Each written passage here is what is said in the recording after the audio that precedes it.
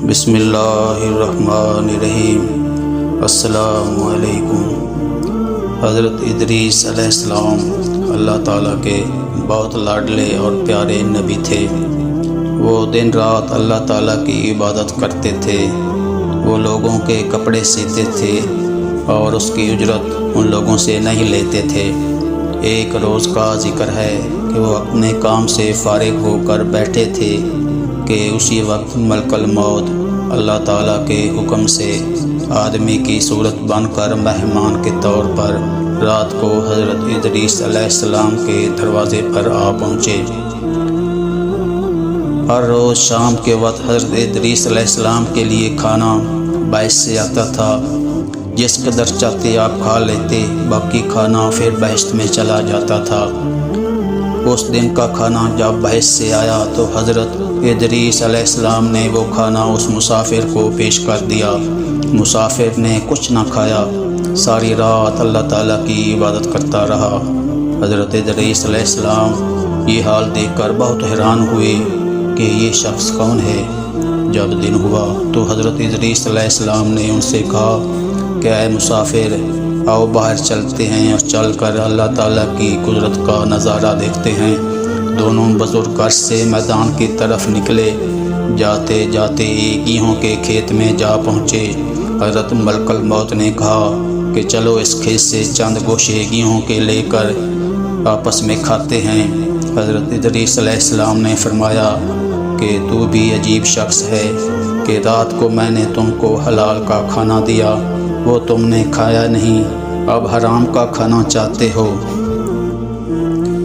دونوں بزرگ وہاں سے چلتے چلتے ایک باغ میں جا پہنچے۔ وہاں بھی انگور دیکھ کر حضرت اسرائیل علیہ السلام نے کھانے کا ارادہ کیا۔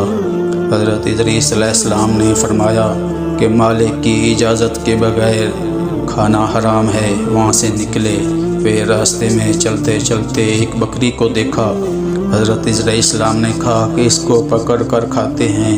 پھر حضرت ادریس علیہ السلام نے کہا کہ بیگانی بکری ہے، اس کو کھانا منع ہے۔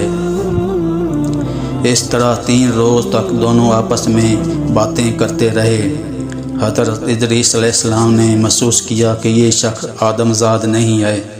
پھر حضرت نے فرمایا کہ اے خدا کے واسطے بتاؤ تم کون ہو؟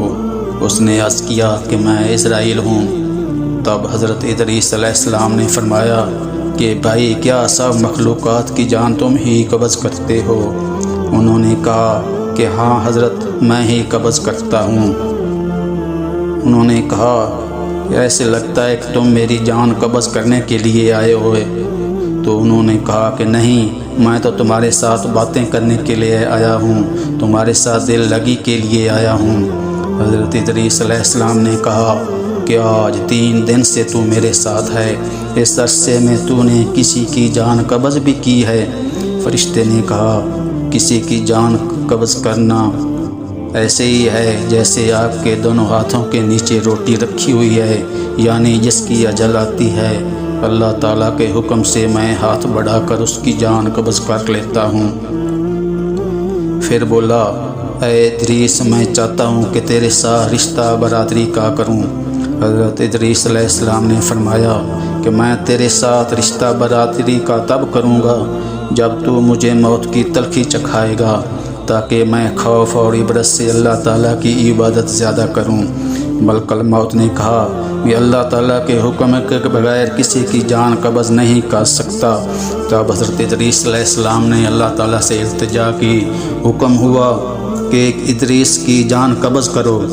پھر ملک الموت نے اس کی جان قبض کی۔